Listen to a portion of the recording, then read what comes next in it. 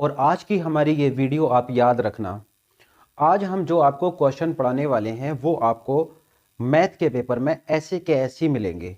देखिए, आप लोग या हम लोग जो सोचते हैं, जो पेपर बनाते हैं, वो उस तरीके से बिल्कुल नहीं सोचते। आपको भी पता है, हमको भी पता है कि कौन कौन से इंपॉर्टेंट क्वेश्चंस होते हैं और कौन कौन से आ सकते हैं, लेकिन जो पेपर बनाते हैं वो ऐसा बिल्कुल नहीं सोचते। बहुत रिसर्च करने के बाद हमने 5 ऐसे क्वेश्चन सेलेक्ट किए हैं जिनके एग्जाम में आने के बहुत ही ज़्यादा चांसेस हैं, हाईली चांसेस हैं। वीडियो थोड़ी लंबी होने वाली है क्योंकि मैं आपको आराम से हर क्वेश्चन का कंसेप्ट समझाता हुआ चलूंगा। ठीक, अगर कोई सीबीएसई का या इंग्लिश मीडियम का स्टूडेंट्स आ गया है, इस वीडियो को देख रहा है, तो हम उनको भी समझाते हुए चलेंगे कि इसको हिंदी से इंग्लिश में किस तरीके से हम कहते हैं या किस तरीके से क्वेश्चन पूछा जाएगा। ठीक है, तो पहला क्वेश्चन है हमारे पास, क्वेश्चन नंबर का है के किस मान के लिए दिया गया फलन x बराबर 0 पर सतत है। For what value the function is continuous at x is equal to 0, यानी कि के किस मान के लिए हमें फलन को, फंक्शन को यानी कि सतत कंटिन्यूअस बताना है। fx के दो मान है, 1 माइनस कॉस के x upon x sine x और हाफ। ये है तब जब x is not equal to 0 और ये तब है जब x बराबर 0 है। सतत की क्या पहचान होती है? अब इसमें इसने ऑलरेडी कहा है कि के किस मान के लिए, ध्यान से पढ़ना, के किस मान के लिए दिया गया फलन सतत है। इसने ऑलरेडी पहले ही कह दिया है कि यह फलन सतत है। ठीक है, चलिए स्टार्ट करते हैं इसको। Solution, f x is equal to क्या दे रखा है? एफ एक्स इजिकल टू है 1 माइनस कॉस के x upon x sine x, और ये कब है? जब x की वैल्यू 0 नहीं है। ठीक है, इस केस में हम कैसे करेंगे इसको? x की वैल्यू 0 तो नहीं लेंगे, लेकिन लिमिट x टेंस टू 0 लेंगे, लगभग 0 हम मान के चलेंगे। ठीक है, f of x is equal to limit x tends to 0 1 minus cos के एक्स, 1 माइनस कॉस के एक्स अपॉन एक्स साइन के एक्स। एक्स साइन एक्स है, के नहीं है, हर में के नहीं है, यानी डिनोमिनेटर में के नहीं है। ठीक है, कॉस एक्स का 3 फॉर्मूले होते हैं, ऐसा फॉर्मूला लगाना है जिससे कि 1 कट जाए। तो कॉस एक्स का हम ये फॉर्मूला यूज करेंगे, cos x is equal to 1 minus 2 sine square x by 2, ये फॉर्मूला हम यूज करने वाले हैं इसमें। ठीक है, अब देखो क्या निकल के आएगा हमारे पास, लिमिट x टेंस टू 0 और 1 माइनस कॉस के एक्स की जगह क्या लगाओगे आप इस फॉर्मूले में? देखो 1 माइनस 2 साइन स्क्वायर एक्स है ना, तो यहां पर आप लिखो 1 माइनस 2 साइन स्क्वायर एक्स की जगह क्या है? के x by 2 upon x sine x.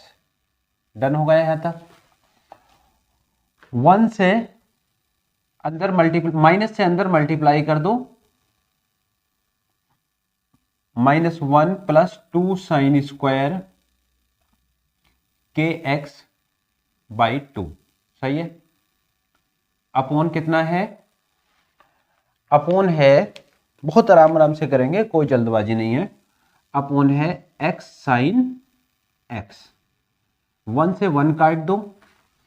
देखो क्लास 11th में हमने एक फॉर्मूला पढ़ा है, अगर लिमिट x टेंस टू 0 हो तो साइन x अपॉन x का मान कितना होता है? 1 होता है। सीमा और अवकलज वाले चैप्टर में है, यानी कि लिमिट्स एंड डेरिवेटिव वाले चैप्टर में ये फॉर्मूला। तो क्या करेंगे हम? देखो लिमिट x टेंस टू 0, जो 2 है इसको तो बाहर लिख दो। अब बचाओ अंदर साइन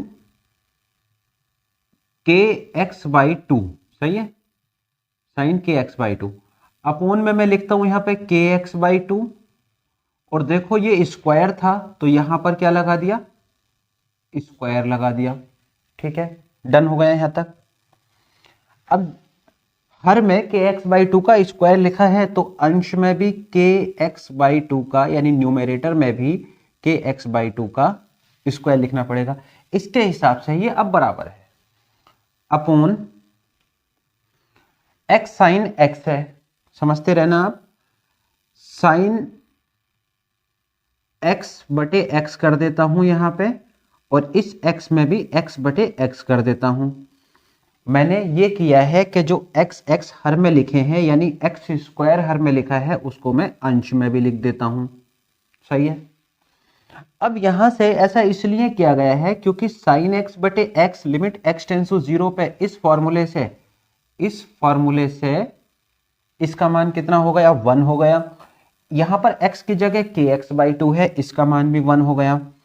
तो 2 इंटू ये 1 हुआ यानी 1 का स्क्वायर इंटू, अब देखो ये x स्क्वायर है और इसके अंदर x स्क्वायर है, तो इससे ये चीज कट जाएगी क्योंकि स्क्वायर है ना यहां पर भी।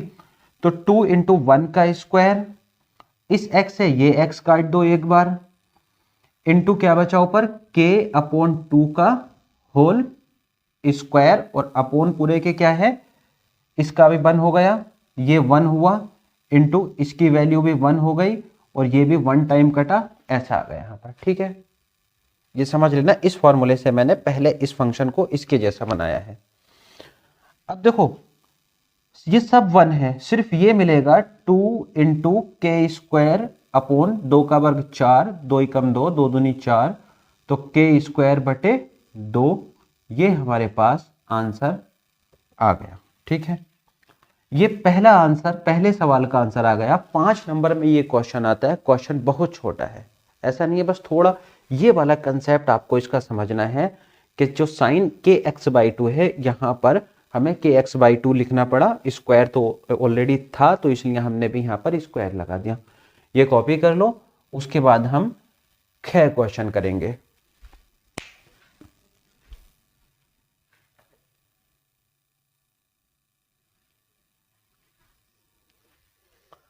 का क्वेश्चन है, ए का मान पूछ रहा है और कहा है कि जो दी गई रेखाएं हैं वो विषमतलीय हैं।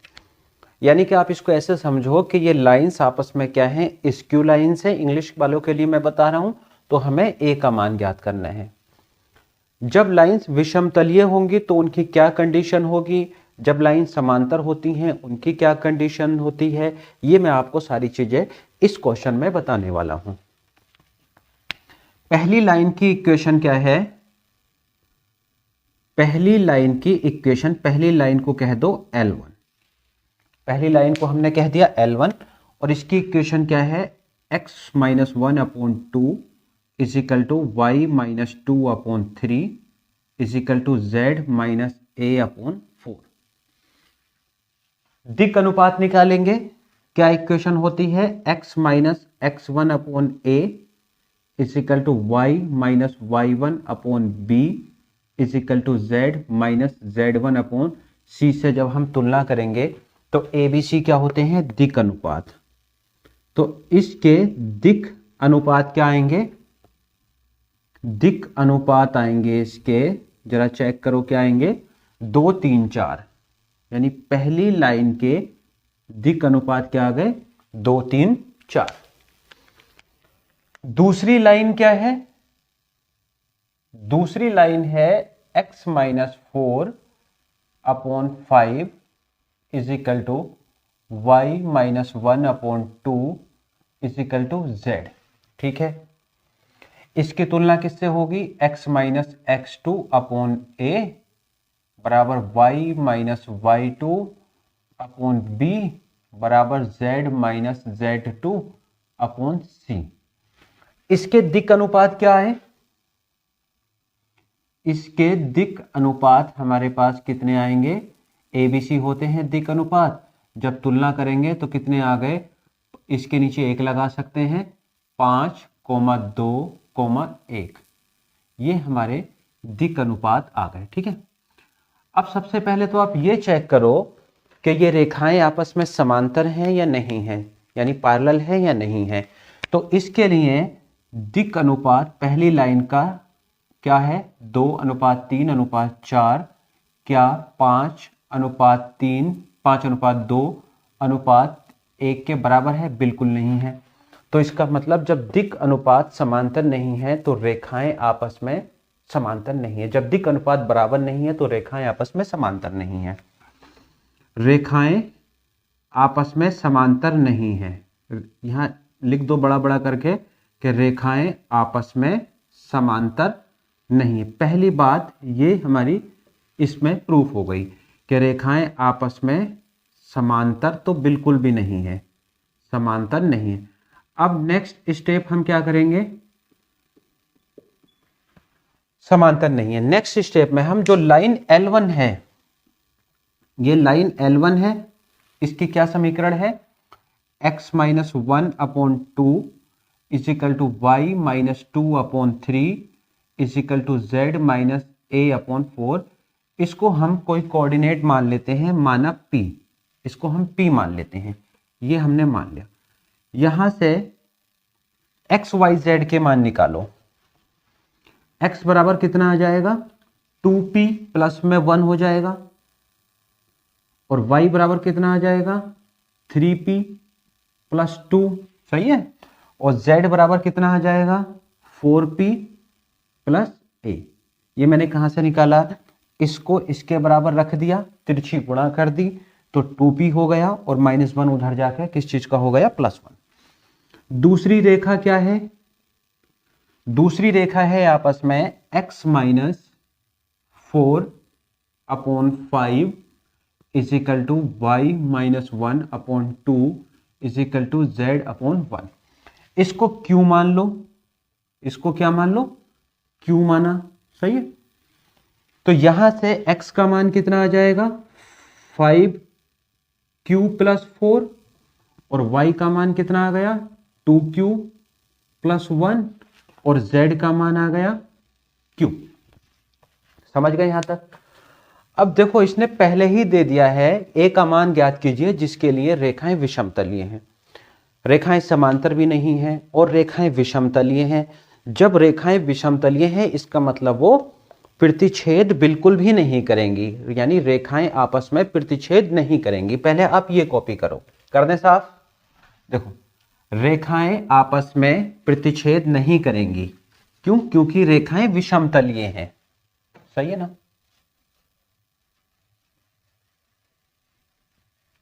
अब हमें क्या करना है इसमें वो समझ लो आप ध्यान से। अब क्या करना है, यानी यहां पर लिखो आप, रेखाएं विषमतलीय हैं, तो रेखाएं विषमतलीय हैं, समांतर नहीं हैं, ये आपस में प्रतिच्छेदित नहीं करेंगी, आपस में इंटरसेक्ट नहीं करेंगी। जब आपस में ये रेखाएं इंटरसेक्ट नहीं करेंगी तब क्या कंडीशन होगी, 2p + 1 को रख दो आप, 2p + 1 को रख दो आप 5q + 4 के इक्वल, डन।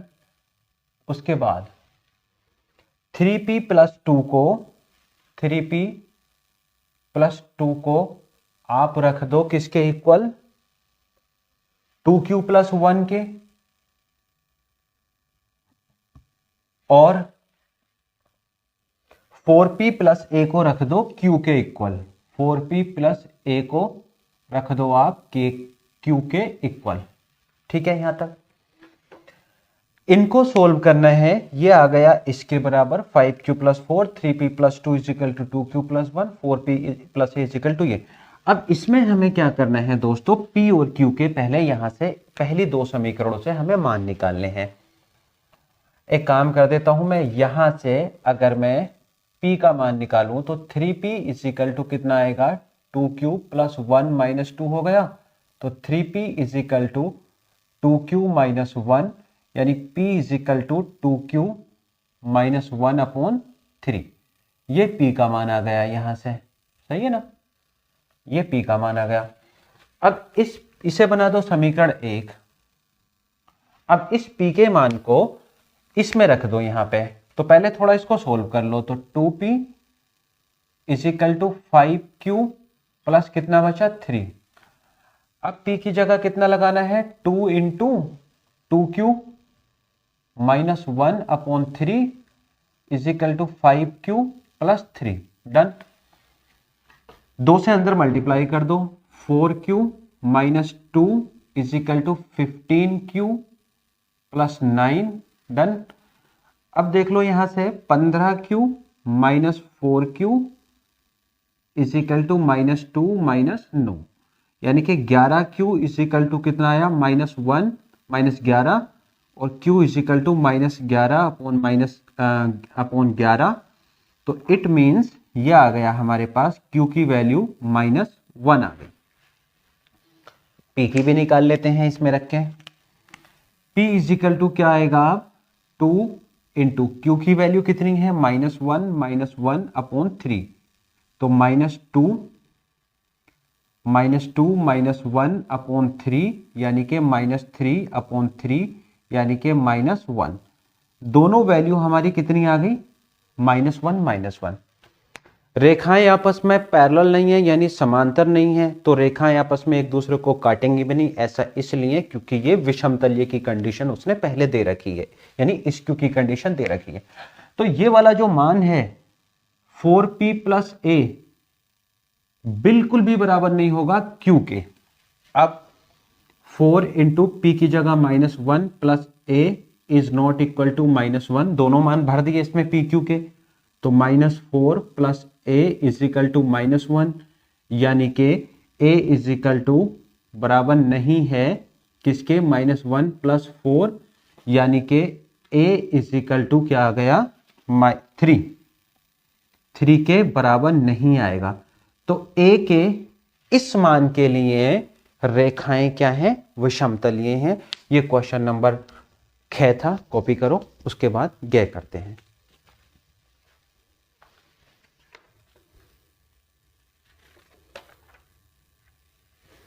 स्टूडेंट्स अगर क्वेश्चंस में फंसते हैं, अगर कोई भी क्वेश्चन चाहे अवकलन या समाकलन का लीक से हटके आ जाए, यानी कि जो मोटे मोटे क्वेश्चन हम सबको दिखते हैं उनसे हटके आ जाए, तब उसमें स्टूडेंट्स फंस जाते हैं। इसलिए मैं तभी कहता हूं कि आप अवकलन और समाकलन के क्वेश्चंस को बड़े आराम से पढ़ो और सूत्र आपको सारे याद होने चाहिए। अब जैसे ये एक क्वेश्चन है ग, x इज इक्वल टू दे रखा है a cos theta plus b sin theta, y is equal to a sin theta minus b cos theta. तो हमें इससे ये प्रूव करके देना है, ठीक है। चलिए कुछ चीजें ऐसी हैं जो कॉमन है इसमें, जैसे ये कि पहले इसका अवकल करो।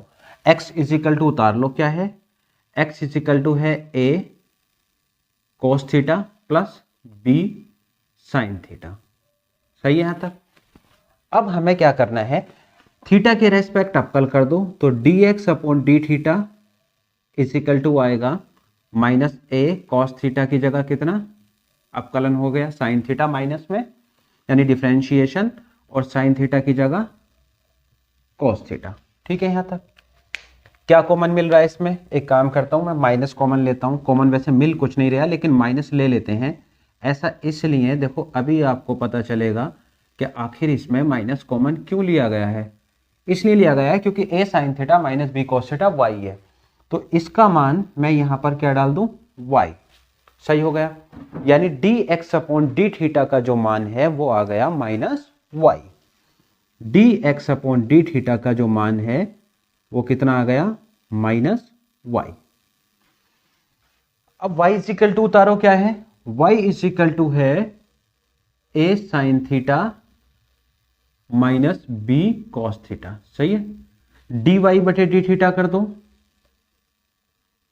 साइन थीटा a ऐसी, साइन थीटा का कितना हुआ cos थीटा, cos थीटा का माइनस हो जाएगा तो ये क्या हुआ b sin थीटा। जरा भाई लोगों देखना है इसका, ये क्या बन गया, a cos theta plus b sin theta, ये मान किसका बन गया, x का, यानी कि यहां पर क्या आ गया, x। अब हम क्या निकालेंगे, हमें बेसिकली निकालना है dy अपॉन dx। वो क्या होता है, dy अपॉन डी थीटा, और अपॉन में क्या, dx अपॉन डी थीटा। डन। अब dy अपॉन डी थीटा का मान कितना है, माइनस y, और इसका मान कितना है, x, तो माइनस y अपॉन x आ गया। सही हो गया यहां तक। यानी कि d y upon d x का जो मान है वो है माइनस वाई अपॉन एक्स। इसको ध्यान रखना, ये आगे लगाना भी है हमें, ठीक है। D y upon d theta का मान, नहीं उल्टा कर दिया यार, d y upon d theta का जो मान है वो है एक्स, और इसका मान है एक्स, और इसका मान है वाई माइनस में D x upon d theta का, तो ये हो जाएगा एक्स अपॉन वाई।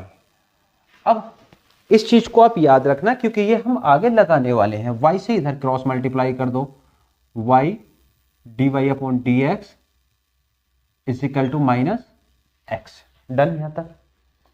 डिफ्रेंशिएट कर दो इसका, यानी कि अवकलन कर दो, differentiate with respect to x. X के सापेक्ष हम इसका अवकलन कर रहे हैं, ठीक है। दो पदों के नियम से करेंगे, ये फर्स्ट हुआ ये सेकंड हुआ। फर्स्ट ऐसे ही सेकंड का अवकलन यानी कि d y upon d x का अवकलन कितना होगा, d two y upon d x square plus, अब पहले पद का यानी y का d y upon d x अवकलन हो गया, और ये ऐसे ही लिख दो d y upon d x is equal to, अब माइनस एक्स का कितना हुआ 1 हुआ। डन हो गया यहां तक।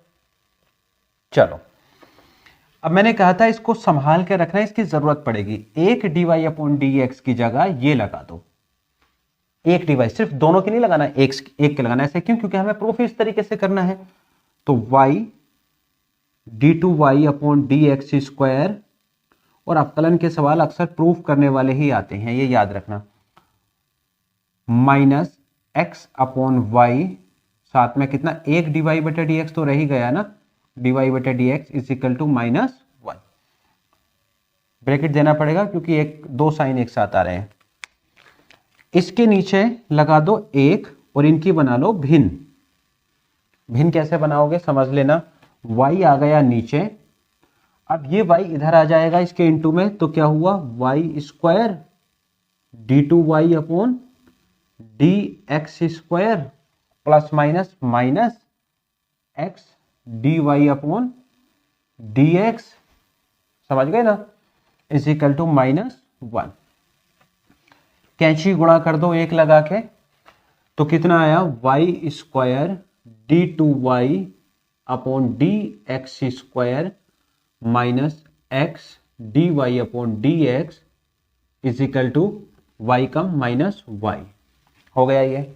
आप चाहो तो एक लाइन और बढ़ा दो, क्योंकि यहां देखो सिद्ध करने में ये वाला वाई उठा के इधर ले आना, यानी प्लस वाई बराबर 0 लिखना। तो एक लाइन और लिख देना, यानी कि plus y is equal to 0। तो देखो यही हमें सिद्ध करके देना था, यही सिद्ध करके देना था। यहां से एलसीएम में थोड़ा सही से समझ लेना कि एलसीएम ये वाला वाई इधर चला गया था, और ये इसका एलसीएम था, वाई नीचे आ गया था, ठीक है। तो ये कॉपी कर लो, इसके बाद हम कै खे गै घे वाला क्वेश्चन लेंगे।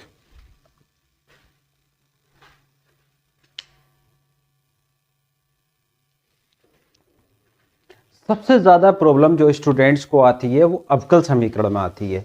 अवकल समीकरण में उनको यही नहीं पता चलता है कि समघाती कैसे बनेगी, रेखीय समीकरण फर्स्ट ऑर्डर की रेखीय समीकरण कैसे बनेगी। तो आज हम इसका कंसेप्ट देखेंगे, इसको हम किस तरीके से सॉल्व करते हैं। समघाती ये बिल्कुल भी नहीं हो सकती, क्यों ऐसा, इसलिए क्योंकि यहाँ पर घात 2 है और 1 है, यानी कि शून्य घात है, तो इधर घात बैलेंस नहीं है और उधर भी कुछ कबाड़ा बना पड़ा है। तो समघाती की कहानी तो आप दिमाग से निकाल दो, समघाती तो ये हो ही नहीं सकती, ठीक है। समघाती के लिए अगर यहाँ एक्स स्क्वायर है तो इधर या तो y square plus y square होता या एक्स वाई होता, तब इधर का हिस्सा समघाती हो जाता, यानी कि घात 2 आ जाती। अब क्या है, अब इस केस में हमें मजबूरी में क्या करना पड़ेगा, डी एक्स ले आओ इधर को, यानी कि d y upon d x लिख दो इसको, इज इक्वल टू, इसके अपोन में ये कर दिया मैंने tan inverse x minus y upon 1 plus x square. अब ये जो 1 प्लस एक्स स्क्वायर आप देख रहे हो, ये दोनों पदों के साथ अलग अलग लिख लो, कोई जल्दबाजी नहीं है, आराम आराम से करता हूं। dy बटे d x is equal to tan inverse x upon 1 plus x square minus y upon 1 plus x square. Y के पद एक तरफ कर लो, एक और है इसको उठा के इधर ले आओ। एक तो dy बटा डी एक्स में इंक्लूड है ही, एक ही आ गया y upon 1 plus x square is equal to tan inverse x upon 1 plus x square. ठीक है, चलो ये फर्स्ट ऑर्डर का रेखीय अवकलन समीकरण है। कैसे पहचाना मैंने? देखो यहां पर y है तो यहां पर भी y है, बाकी कहीं y नहीं होना चाहिए। डन, इस तरीके से पहचानते हैं। तो इसकी तुलना किससे होती है? dy बटे d x plus p y is equal to q से तुलना कर दो, क्यू से तुलना। ठीक है, जब करेंगे हम तो पी वाई के बराबर इतना आ गया सारा, y से y कट जाएगा तो p बराबर कितना आ जाएगा? p बराबर आ जाएगा, देखो बेटा पीछे एक लगा सकते हैं यहां, तो एक बटे एक प्लस एक्स स्क्वायर। ठीक है, और q का मान कितना है? Ten inverse x upon 1 plus x square. ठीक है, सबसे पहले क्या निकालते हैं इसका? इंटीग्रेटिंग फैक्टर यानी कि समाकलन नियतांक, तो समाकलन गुणांक। तो आई एफ यानी इसको इंटीग्रेटिंग फैक्टर बोलते हैं, और इसका सूत्र क्या होता है? ई की घात समाकलन किसका? पी का, एक्स के सापेक्ष।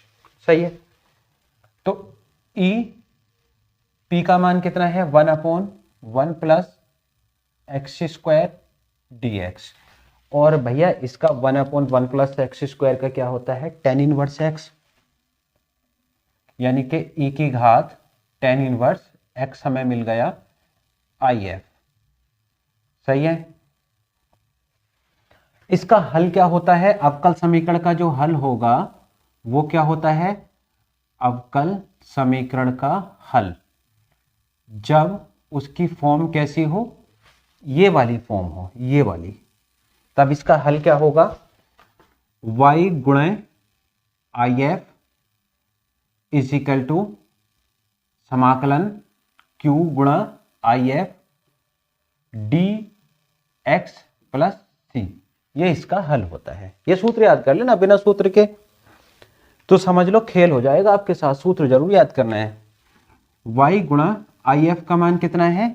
e की घात टेन इनवर्स एक्स बराबर q का मान कितना है? वो लिख रहा है अभी, ten inverse x upon 1 plus x square into I F कितना है? e की घात टेन इनवर्स एक्स, e की घात tan inverse x d x plus c. सबसे बुरा काम है इसमें इसका समाकलन करना। टेन इनवर्स एक्स को इसमें t मान लो, तो D T upon d x कितना आएगा? 1 अपॉन 1 प्लस एक्स स्क्वायर आ गया, और यहां से डी एक्स का मान कितना आएगा? डी एक्स का मान आएगा 1 plus x square D T. सही है जी, यानी डी एक्स की जगह हमें क्या लगाना है? 1 plus x square D T इसमें, और टेन इनवर्स एक्स की जगह कितना लगाना है? टी। y गुणा e की घात tan inverse x is equal to समाकलन टेन इनवर्स एक्स की जगह क्या? t, और e की घात टेन इनवर्स एक्स की जगह t upon 1 plus x square गुणा डी एक्स की जगह 1 plus x square D T. इससे ये काट दो। अब मासूम सा सवाल बन गया हमारे पास, ये खंडशा का मासूम सवाल बन गया अब ये अंदर, यानी कि समाकलन टी ई टी, ये एक मासूम सा सवाल बन गया। इसको हम अभी सोल्व कर देते हैं। ठीक है, पहले आप ये कॉपी करो या स्क्रीनशॉट ले लो। ले लिया स्क्रीनशॉट? कर दें साफ? कर दें? चलो अब ये बन गया है एक मासूम सा सवाल, इसको हम बड़े आराम से सोल्व कर देंगे खंडशा में, खंडशा लगा देंगे। ध्यान रखना टी की जगह क्या है, tan इनवर्स x हमने माना था, क्योंकि बाद में हमें वापस x में भी बनाना होगा। चलो फर्स्ट इसे कर लो, सेकंड इसको कर लो। इसको इससे तो छेड़खानी करो मत, y इंटू ई की घात tan इनवर्स x बराबर फर्स्ट ऐसे ही इंटू सेकंड का समाकलन। भाई ऐसा आइलेट रूल से करते हैं, ये मैं पहले बहुत बार समझा चुका हूं आप लोगों को। इसका अवकलन यानी डी डी टी किसका, टी का अवकलन गुणा इसका समाकलन ई की घात टी का, और इस सब का बंद दरवाजे के बाहर समाकलन प्लस सी। सही हो गया। टी ई की घात टी माइनस टी का 1 हुआ अवकल ई की घात टी डी टी का 1 कर दिया, और ई की घात टी का समाकलन ई की घात टी ही रहना है। ठीक है जी, समझ आ गया। इसका फिर ई की घात टी समाकलन आएगा, ई की घात टी, इसका फिर ई की घात टी आ गया प्लस सी। यहां से ई की घात टी वो आ जाएगा, क्या आ जाएगा, कॉमन। टी माइनस 1 ई की घात टी बचा प्लस सी। सही है। इसको ऐसे उतारते रहो। अब क्या है, टी का मान क्या माना था, tan इनवर्स x माइनस 1, और e की घात कितना, tan इनवर्स x प्लस सी। सही है तक। एक काम कर लो, tan इनवर्स x e की घात tan इनवर्स x है, e की घात tan इनवर्स x है, भाग कर दो समीकरण को, से भाग करने पर। ऐसा इसलिए करते हैं क्योंकि y को तन्हा बनाना है, बिल्कुल अकेला बनाना है। तो इससे कट जाएगा, केवल y बचेगा बराबर, यहां से भी कट जाएगा जब भाग करेंगे तो tan inverse x minus 1 plus c बटे ई की घात tan इनवर्स x। दो जगह से कट गया, यहां भाई साहब नहीं थे तो अपोन में ले आए। ठीक है, ये ऊपर ले जाओ, चाहो तो माइनस में कर दो, नहीं तो इसका आप यहीं पे आंसर छोड़ सकते हो। अगर आप लिखना चाहो तो एक लाइन और लिख दो, tan inverse x minus 1 plus c e की घात माइनस tan इनवर्स x। ये हमारे पास दोस्तों आंसर आ गया। कॉपी करो, उसके बाद हम लास्ट वाला क्वेश्चन देखेंगे। ये आखिरी सवाल है और बड़ा ही इंपॉर्टेंट है, इसको समझा देता हूं मैं आपको। इसमें करना क्या है और है क्या, अवकलज के अनुप्रयोग से सवाल है ये। किसी गोले का आयतन 3 सेंटीमीटर की क्यूब प्रति सेकंड की दर से बढ़ रहा है। गोले के पृष्ठ के क्षेत्रफल में वृद्धि की दर ज्ञात करो, जबकि गोले की त्रिज्या 2 सेंटीमीटर है। ठीक है, देखो जहां भी दर की बात आती है समझो वहां dt से हमें रेस्पेक्ट टू t डेरिवेटिव करना है, dt से भाग करना है, सीधा सीधा समझ लो आप। यहां पर गोले का आयतन की दर, ये चीज नोट करना, आयतन की दर। और सबसे बड़ा आपके पास तो फिजिक्स भी सब्जेक्ट होगा, तो पर सेकंड से हिसाब लगा लो, पर सेकंड से, कि वो जब समय से भाग होती है तो दर होती है। ठीक है, तो उस केस में गोले के आयतन को हम मान लेते हैं, आयतन को हम मान लेते हैं v। आयतन क्या मान लिया, v। और दर दे रखी है, यानी कि dv अपॉन dt उसने दे रखा है 3 सेंटीमीटर की क्यूब पर सेकंड। ठीक आया समझ। अब गोले का आयतन पूछा क्या है, गोले के पृष्ठीय क्षेत्रफल में, देखो पृष्ठीय क्षेत्रफल को a मान लेते हैं हम, पृष्ठीय क्षेत्रफल को हम क्या मान लेते हैं, a। तो हमसे पूछा है dA अपॉन dt पूछा है, और साथ में क्या दे रखी है, गोले की त्रिज्या दे रखी है 2 सेंटीमीटर, इसको हम r कर देते हैं 2 सेंटीमीटर। समझ आया सवाल, जैसे जैसा था वैसे वैसे मैंने आपके सामने लिख दिया। गोले का आयतन का सूत्र क्या होता है, 4/3 पाई r की घात 3। r स्क्वायर तो किसी और जमाने में होता होगा, तो dv अपॉन dt, टी के सापेक्ष अवकल करो तो 4/3 पाई r की घात 3 का कितना होगा 3r square dr upon dt, क्योंकि हमने t के सापेक्ष करा, r के सापेक्ष मत समझ लेना इसको, t के सापेक्ष कर रहे हैं तो यहां पर क्योंकि त्रिज्या भी हमारी dr बटे dt लिखी जाएगी। समझ आया यहां तक?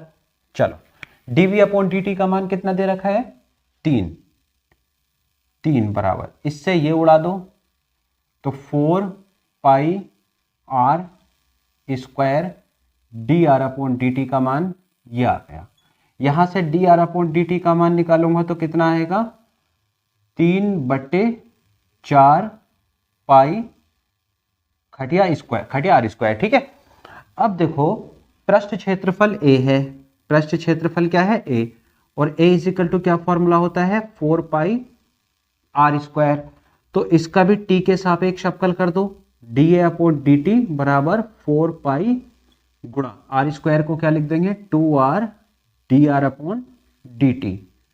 अब आप समझ लो 4 पाई ऐसे ही, ठीक है, गुणा 2r और dr अपॉन dt का मान कितना छेपना है यहां से 3/4 पाई r स्क्वायर, 3/4 पाई r स्क्वायर। ठीक है, 4 पाई से 4 पाई काट दो, खटिया से खटिया कटी,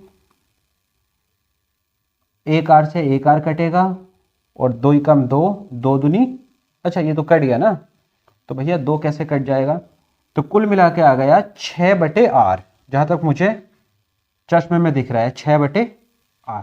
ठीक है, अब r का मान कितना है 2 है, तो dA upon dt is equal to 6/2, 2 3 जा 6, यानी कि 3 सेंटीमीटर स्क्वायर पर सेकेंड। तो दोस्तों ये हो गए हमारे बड़े इंपॉर्टेंट क्वेश्चन। जिसने भी ये पूरी वीडियो देखी होगी समझ के चलिए उसके 20 नंबर तो पक्के हो गए।